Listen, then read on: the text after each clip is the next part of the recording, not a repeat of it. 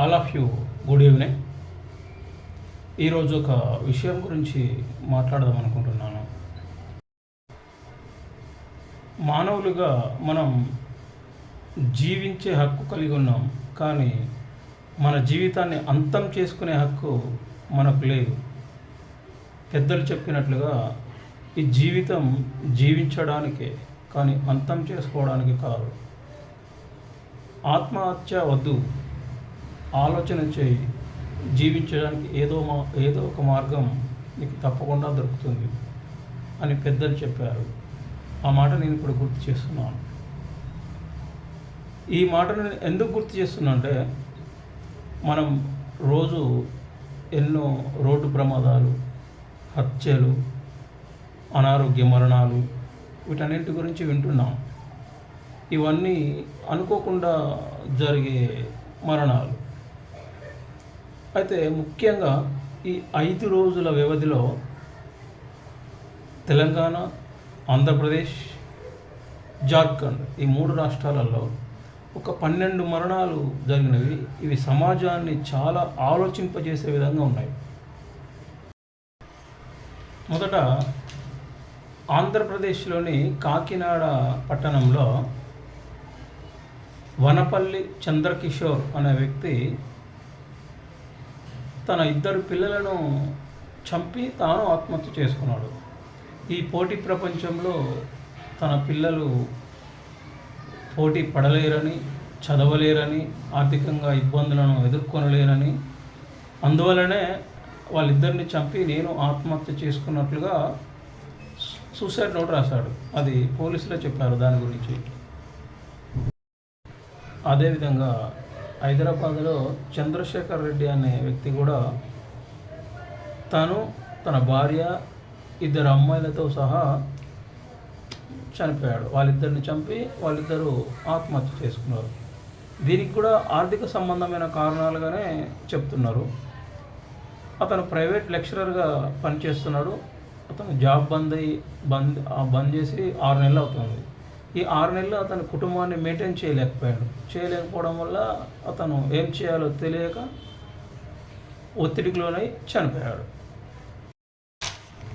అదేవిధంగా జార్ఖండ్లో సనౌల్ అన్సారీ అనే ముస్లిం వ్యక్తి కూడా తన 3 పిల్లలను చంపి తాను ఆత్మహత్య చేసుకున్నాడు. ఇక్కడ కూడా ఆర్థిక సంబంధమైన కారణాలే ప్రధానంగా ఉన్నాయని పోలీసులు చెప్తున్నారు, అక్కడి స్థానికులు చెప్తున్నారు. చూడండి, ఈ 3 సంఘటనలలో చనిపోయిన పిల్లలు 10 నుంచి 15 సంవత్సరాల లోపు వయసు గలవారే ఉన్నారు. చంపిన వారు 3 ఆ కుటుంబ యజమాని తండ్రి అయ్యే ఉన్నారు. ఈ 3 ఘటనలలోనూ ఆర్థికపరమైన సంబంధాలే ఉన్నాయి. ఈ 3కి జీవితం మీద భయం పుట్టింది, చావు మీద ధైర్యం ఉంది. కాబట్టిగా వాళ్ళు ఆత్మహత్య చేసుకున్నారు, వాళ్ళని చంపారు. కానీ చచ్చే హక్కు వారికి ఎక్కడిది? వారితో పాటు వాళ్ళ పిల్లలను కూడా తీసుకుపోయే హక్కు వారికి ఎవరిచ్చారు అనేది ప్రశ్న. జీవితాన్ని ధైర్యంగా ఎదుర్కోవాలి, ఆఖరి వరకు పోరాటం చేయాలి. అయితే ఇక్కడ ఒక ముఖ్య విషయం కూడా ఇంకోటి చర్చించుకోవాలి. ఇక్కడ పిల్లలను చంపి తాము ఆత్మహత్య చేసుకున్నది 3 తండ్రులు. అయితే మనం అయ్యో పాపం చచ్చిపోయారు, వాళ్ళని చంపేశారు అని చర్చించుకుంటున్నాం. అయితే ఇట్లా జీవితం మీద భయం, ఆవేదన, జీవితాన్ని ఎలా కొనసాగించాలి, ఇటు చావకుండా అటు బతకకుండా, పిల్లల కోసం, తల్లిదండ్రుల కోసం, భార్య కోసం ఈ జీవితాన్ని కొనసాగించేవారు కోట్ల మంది ఉన్నారు. వారు తమ పిల్లల భవిష్యత్తు కోసం కానీ, లేదా తల్లిదండ్రులను కాపాడుకోవడం కోసం కానీ, తన భార్య కోసం కానీ, కుటుంబాన్ని గడపడానికి ఉన్న దాంట్లో సర్దుకుంటూ అవసరమైతే అప్పు తెచ్చి జీవితాన్ని సాగిస్తున్నారు.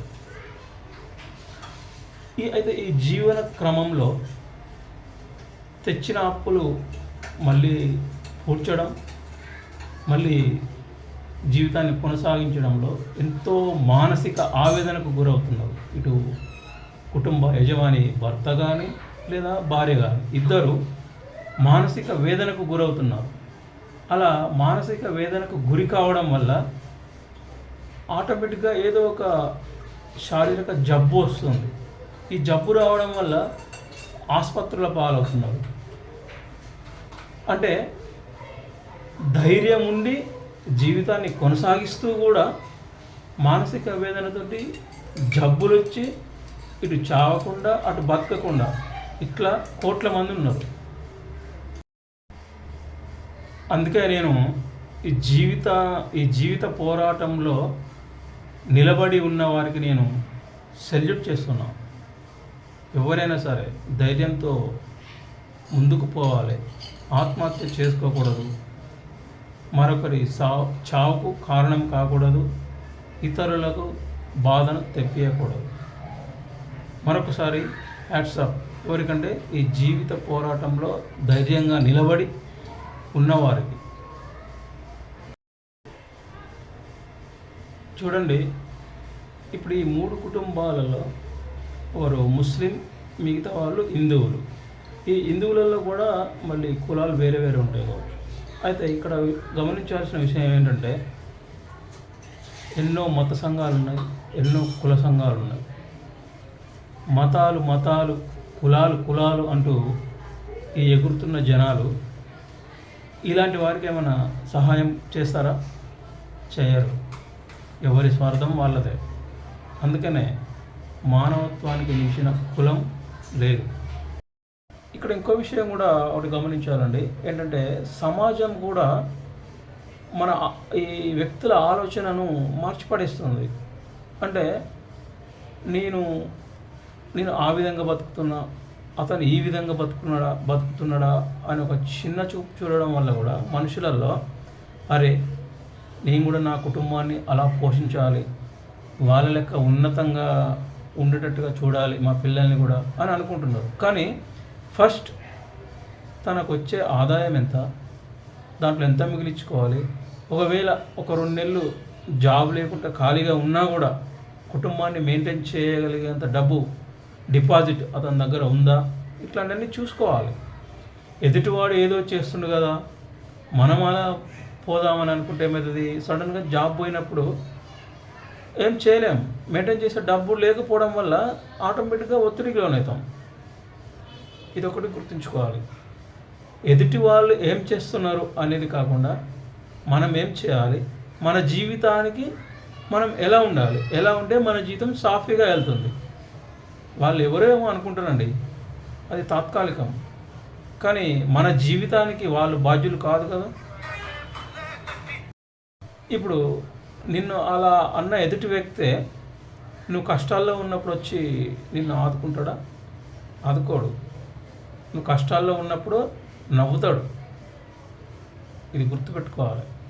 ఫస్ట్ మనకు వచ్చే ఆదాయం ఎంత, మనకున్న డిపాజిట్ ఎంత, మనం ఎంత ఖర్చు పెడుతున్నాం, ఒకవేళ ఒక 6 నెలలు జాబ్ లేకపోతే మనం మెయింటైన్ చేయగలుగుతామా, ఇవి ఫస్ట్ అంచనా వేసుకోవాలి. Thank you. ధన్యవాదాలు.